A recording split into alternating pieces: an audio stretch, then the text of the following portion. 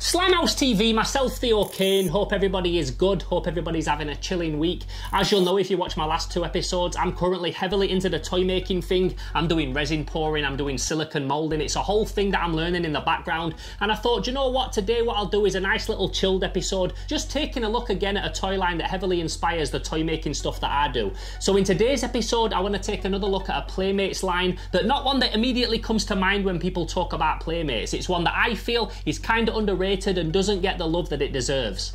This is also a line that's heavily inspiring a toy that I'm working on at the minute that I'm going to show in a future episode. So what I'm going to do is I'm going to go upstairs, I'm going to get them out of my toy collection room because they're currently up there being displayed in a cabinet. I'm going to bring them down, I'm going to set them all up, talk about each figure individually, and also talk about what I like about them, what I don't like about them, and why they inspire me so much as a toy maker.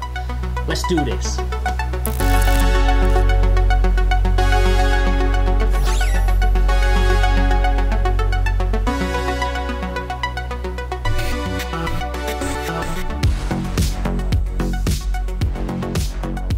So what I've got here is pretty much a full run of the original Skeleton Warriors figures. Now these came out in 1994 and were made by Playmates. If you watch this show, if you know me, you'll know that I talk about Playmates a lot. They're one of my favourite toy makers of all time. And these were also, correct me if I'm wrong, all sculpted by Varna Studios, which is the same crew that were responsible for Toxic Crusaders and many of the classic Ninja Turtles figures that I love as well. And the reason that I wanted to talk about these today is not only are they a big inspiration for a figure that I'm working on at the minute, but also in terms of early 90s toys, I think they're very underrated. Now there is a few reasons why I think that might be, and I'm going to talk about those individual points as I go through each figure. But what I wanted to do first of all is just talk about this line in general, because I think they're a really fun line with some great sculpts and some awesome characters. And when these got released originally in the early 90s, they really did try to push them as like the next big thing.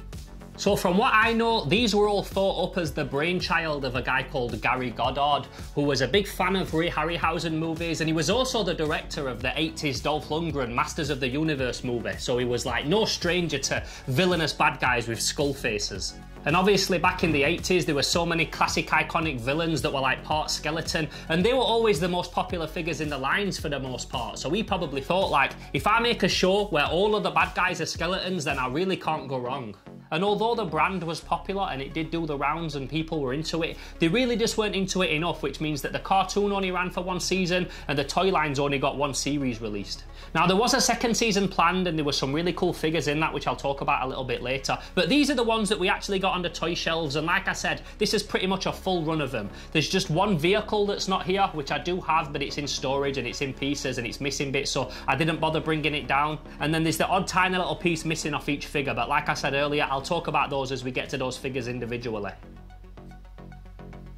So if we don't include the Warhorse, there's 7 characters in this series. We've got Oracula, Dr. Cybone, this guy Dagger, Shriek, Baron Dark, who is like the main bad guy, and then we've got the 3 human characters, Grimskull, Ursak, and Prince Lightstar. Now the 3 human characters are very different to the other figures. I'm going to talk about them later when I get to them, but let's just start first of all with this guy, Oracula. So something you might notice about me when I review toys like this, I like to talk about how they were potentially made, and I like to talk about the tooling and how much must have gone into making this one figure. And this is a prime example, like Toxic Crusaders, of a figure that's got so much going on. Safe to say, maybe a bit too much going on. Another reason why this line didn't get a second series, they could have potentially lost a lot of money on this line, just because of the amount of different pieces that they needed to tool to make one figure. So this guy's got 6 arms. On each one of those arms, there's a little shiny gauntlet, and that's one of the things that are actually missing from this figure. I do think I've got them somewhere, but they just fall off really easy. A lot of these are just blue tacked on, but these are basically like little shiny gauntlets, and yeah, they get lost really easy. They are glued on, but over the years the glue just deteriorates and they fall off. So I think I do have the spare one of these somewhere. I just couldn't find it when I got these off the shelf. So that's 12 different pieces just there. A lot of these also have separate eyes as well, so he's got little metallic eyes that go in there, little eyeballs. He's got earrings, he's got a necklace, he's got like front and back armor. This is a separate piece, this like loincloth around his legs. There's just so many different individual pieces going on with these things. So not only does it make it really hard for you to collect all of the pieces for them, but also, like I said, in terms of making them, that's just like so much going on right there. And like I just mentioned, you could argue that it doesn't need all that to make it a good figure. But the fact that it does, I do still really appreciate it. So in terms of weapons, this thing's got like a web shield, which again is 2 separate pieces. Also got a spring firing, like what is this, like a cat and nine tails flail mace kind of thing. That's a little spring-loaded shooter there. Another thing that makes these really hard to find all the pieces for is just stuff like that. He's also got this tarantula looking gun and then a blue crystal. All these figures have all got a little crystal and this guy's got a blue one. Now in terms of sculpting, this thing's absolutely fantastic. You couldn't ask for a better sculpt for a figure like this. The only problem that I've got with it, and it's the same problem that I've got for 99% of these figures, is that they just do not stand up well. Trying to film these guys and get all the hero shots, because I filmed all them before I did this talking head to camera stuff, like it's so hard just to get them to stand up straight so you can get good shots of them. I actually have to put blue tack underneath his little foot there just so that he'll actually stand up straight while I'm trying to get some shots. And the reason I think they do stand up so bad is it's not that they're top heavy, it's not that their legs are too thin. I mean, that doesn't help, but you can work around that. But it's the fact that they just went for swivel joints on them and not ball joints. Normally, Playmates figures have like a ball joint, and I'm getting really boring and technical and talking about toy production here. But normally on a Playmates figure in the leg area, they have a ball joint, which means that you can swivel the legs round a little bit and just stand them and put them where you want them to go. So if you've got very particular shaped legs that are thin and flimsy, and then you're trying to hold up this top heavy figure, if it's not perfectly in line and they don't line up straight when you're trying to stand him up, then yeah, it just doesn't work good. So I had a lot of problems trying to get shots of these things for this video, and also when I've got them in the cabinet they often fall over and stuff. So it's a real shame, and it's one of the bad things that I've got to say about this line, that in terms of displaying them and standing them up, they just aren't very good. Another good example of that is this guy, Dr. Cybone, who again, if we're talking about tooling, has so much going on. So he's like a part cyborg, part mechanical skeleton dude with two very different legs, both cybernetic but both very different. So many little individual parts on this guy. Inside his rib cage he's got all wires and pipes.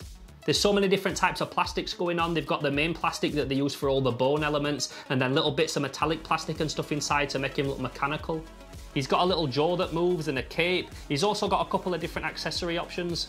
And the jewel that he's got is stuck in his head, and it's like a little amber jewel, something like you'd see in Jurassic Park. Again though, in terms of standing up, he's just not very good. I have to put these little acrylic stands on a lot of these figures. These are what you use for G.I. Joe figures or Star Wars, and I have to put them into their feet, otherwise they just won't stand up at all. Now, what I wanted to do is ask some of you people that watch this show, do you collect Skeleton Warriors? Have you got any in your collection, and what do yours stand up like? Because part of me thinks it might just be because over the years they've kind of warped and stuff and they don't want to stand up straight. But at the same time, I have also hit these with a heat gun before and tried to get them to stand into position, and there's just no luck, no joy. So I feel that although these were very, very well sculpted, like you couldn't ask for a better Skull Warrior figure if you wanted one, in terms of like how they were engineered to stand up, they just didn't do a great job, and they've definitely not stood the test of time in terms of a figure that I can put in my cabinet and know that it's going to stay stood up if I put it there. So he comes with like a little mechanical looking skull science gun. He's also got this thing, which is another like spring-loaded projectile missile launcher, and then a mace for some reason, which is kind of funny. Like you've got this guy that's all techie with like cybernetic robotic implants and stuff, but he's got like one of the most crude weapons out of all of these guys. So I know I've marded a lot about them not standing up properly and things, but this guy, Dagger, he's actually one of the few that does stand up really well, and it's kind of because he's got a short stature and things, but he's just got like a good surface area on his feet. He's not like too spindly or anything like that, so he's the only one really out of all of these that stands up okay without any problems. If we're talking about just the skeleton characters, the human characters are different. The skeleton characters, most of the other ones feel very unbalanced, but the same definitely can't be said for this guy Dagger. Also though, in terms of like the amount of tooling that went into this figure and little different pieces all over his body and accessories and that kind of thing, comparatively to the other ones, this one's got the least amount of stuff going on. So he's got a cape that's a separate piece. He's got this like Mongolian looking helmet, which is cool. He's got only one eye because he wears an eye patch. The crystal that he has is another amber one that's in the top of his head. He has this blade dagger on his leg that you can take in and out, which is a nice touch. He's got some big skull-looking pistol and then another projectile firing weapon, which I can actually tell you what it's actually called because I've got him here carded. So that is his spring-fired, flesh-pounding chromium hammer. There you go. Again though, a really nice sculpt, and if we're talking about like classic Playmates figures, Toxic Crusaders, Ninja Turtles, Mutants and all the stuff that Playmates were known for, this is probably the one out of all of them that feels the most like the other ones that came before it. Next up, we'll take a look at Shriek, who is the only female character in this entire line, and also, even though we've got other characters with long hair, she's the only one that's actually got real hair, like a She-Ra or a My Little Pony. Now, if this was like a big mop of hair on the top of her head, I wouldn't be into it because those old She-Ra figures and Golden Girls and stuff, the hair's really hard to maintain. But because it's just a little straggly bit right at the back, I think it really works for this figure. You could even plait it as well. Maybe put a little plait in that to keep it even more neat.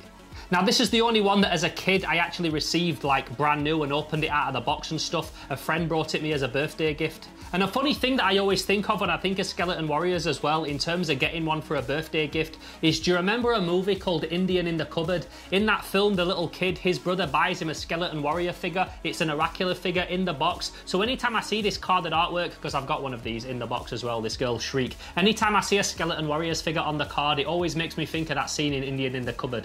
Side note, there's also a scene in that movie where he gets loads of different toys and puts them in the cupboard, and when he opens it, they all come to life, and you've got Darth Vader fighting a T-Rex and Robocop and that kind of thing. I do always wish that they'd have put Oracular in there, because yeah, that would have really been something special to see this guy stop motion or live action or something like that. But I digress, back to Shriek. So, I know I keep talking about these figures and how bad they are at standing up, but this one is just like unforgiving. This one will not stand up at all unless she's got some kind of stand under her foot.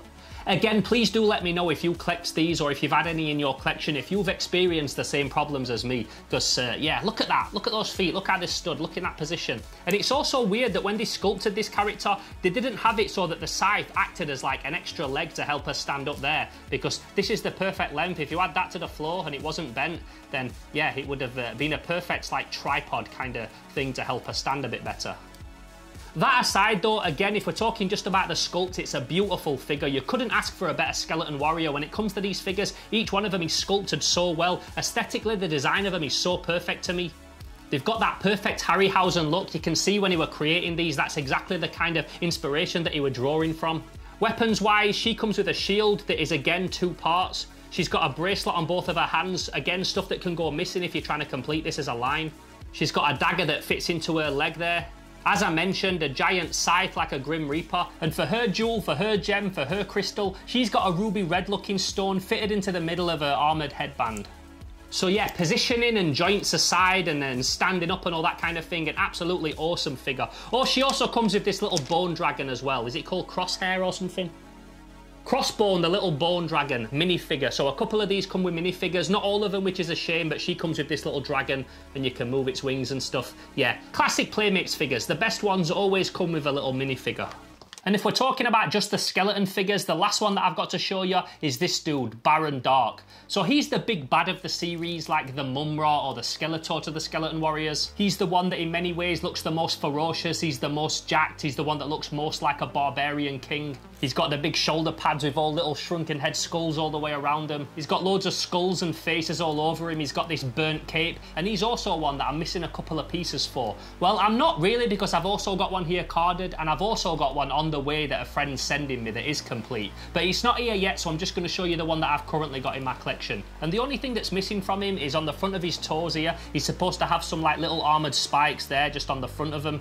And his head is a tiny bit damaged. He's got like a real thin hairline crack along the top of his head. All things that will be fixed when I get that new one sent to me, because I'm going to get that and get this and take them apart and make the best one out of both of them. I do also have a carded one as well. So I do have one complete here carded, but in terms of loose figures, yeah, this is just missing a couple of pieces.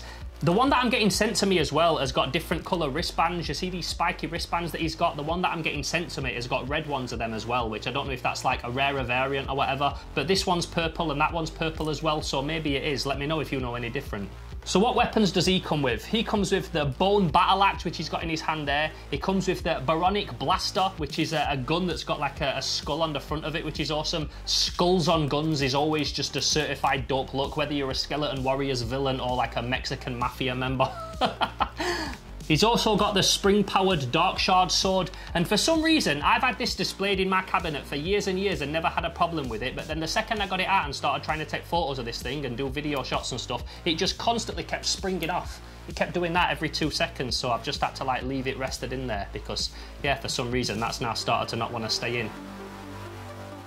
And when it comes to Baron Dark as well, we don't just have him because he also has this Warhorse. Now, he doesn't sit on it very well because I said earlier they don't have ball joints. It means that his hips don't swivel to the side for him to sit on the saddle, but he still looks awesome. Like, to me, that there looks like some 80s hard rock heavy metal album cover.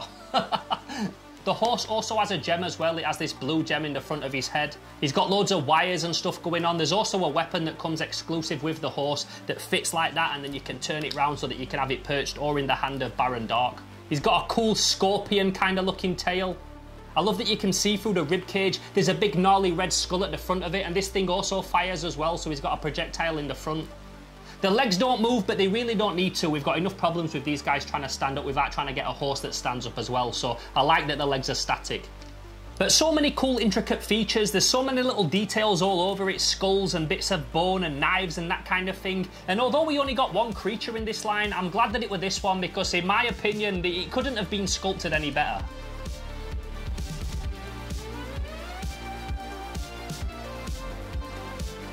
So that's all the skeletons covered, but what about the human characters? Now, to be honest, for me, the human characters in this line aren't anything special. They don't really slap. Obviously, they're sculpted very well, not taking anything away from Warner Studios that made these guys or anything like that. But if all of the line looked like this, then I wouldn't really collect them. The thing that I love about the Skeleton Warriors villains is that not only are they really cool sculpted skeleton creatures, they're also very much playing in the same realm as Toxic Crusaders and Turtles. They do stand quite a bit bigger, but they're still very similar. They do feel like you can put them on the shelf next to them and they all feel all-encompassing and like they could all kind of exist in the same world. But the same definitely can't be said for these guys. These look a lot more like Playmates as Star Trek figures, which again, I don't collect.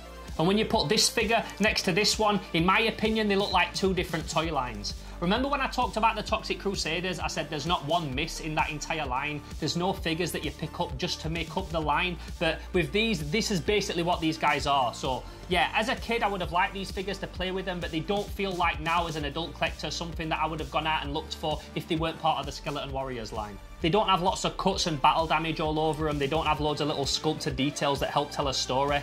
I feel when it comes to stuff like Toxic Crusaders and as well these villains, the sculptors had a lot more free reign, but when it comes to the human characters, I feel like Warner Studios will have been given like a very strict prompt to how they wanted them to look and they couldn't stray away from it too much. I might be wrong, but that's just what I feel as an outsider when I look at this line in its entirety.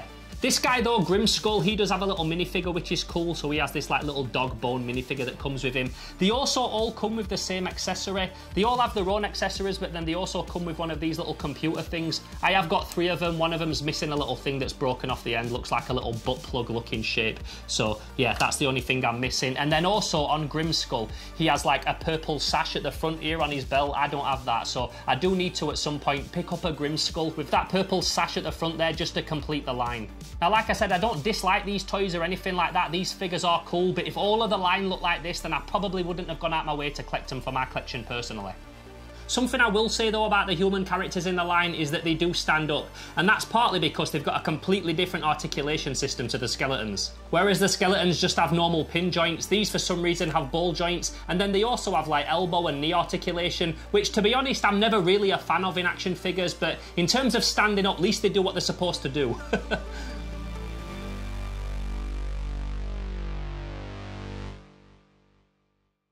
Something in my opinion as well that lets this line down a little bit is that they all look a little bit samey. The sculpts aren't the same, but the colour palettes are very similar on each one of these figures. They've all got that same bone colour, and I get why they did it because this is how they look in the cartoon. They obviously weren't going for a bright colour palette, but I just think that it would have really been cool to see these figures in the more Toxic Crusaders, Ninja Turtles, mutant kind of colours. I just think it would have given them a bit more variation. When these are on a shelf, I feel there's a lot about like old McFarlane Movie Maniacs figures and stuff. They're very cool, but when you've got 20 of them on a shelf, they just look like one big brown mass of mush grey kind of muted tones. I just feel like if they had some more bright colours and a bit more variation between them, they would be a little bit more iconic.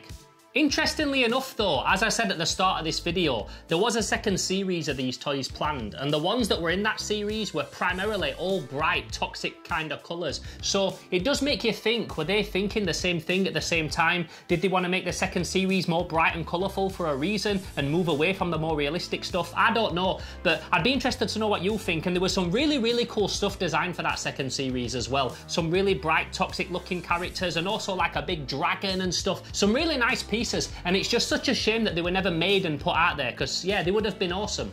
And just back to the colour palette thing as well again, I know that I was saying it would have been nice to see these in more vibrant colours, but there's also the argument to be made that the fact that they were painted like this made them feel a little bit more mature. I know when I were a kid and I was seeing these for the first time, I thought they felt less kiddie and more in line with something like Warhammer. They've also got a type of paint technique used on these that we see a lot in Sofube called rubbing, where you put paint over a plastic colour and then as it's drying you rub it away so that that dark colour stays in all the recesses, and they've all got this on all of the skeleton characters. So as a line overall, the Skeleton Warriors are one that I've got a lot of love for. I don't think that the humans are as cool as the skeletons, but the skeletons themselves I think are like one of the coolest toys that Playmate's ever made. They were also not an easy line to track down, but they were much easier to track down than toys like the Toxic Crusaders. You do still find these pretty cheap. If you were looking at getting a set of these for yourself, now feels like the perfect time to do it, because I can only see these going up and up in value over the next few years. Now, like I said at the start of this video, these are currently heavily inspiring a figure that I'm working on right now, and it's not one of my casting toys or anything like that. It's not one that I'm going to be selling or anything. It's just one that I'm making myself for my collection. As you'll know if you've been watching my last few videos, at the minute I'm doing moulding and casting with silicone and resin and that kind of thing, and it's very messy. It's a whole learning curve that I'm trying to get my head around. So as a little bit of a palette cleanser, I'm also working on a toy that I'm actually a lot more used to making, like the 3D printed stuff. So I'm working at the minute on a figure of Raziel from Legacy of Kain. Now, this is a character that I've always had a lot of love for, and as soon as I started sculpting it, knowing that I want to do it in a Playmate style, instantly I started thinking about the Skeleton Warriors. So it's not going to be exactly the same, but there's definitely some elements about it that I would like to incorporate. And when it comes to painting, I might even try doing a bit of the rubbing effect on it as well. I might give that a go, because that's not something that I've had too much experience doing, and I feel like Raziel from Legacy of Kain, with his proportions and his like skeletal type body parts and things, I think he would be perfect for it. So if you're looking forward to that, then let me know, because it's a figure that I'm very excited about making and putting out there.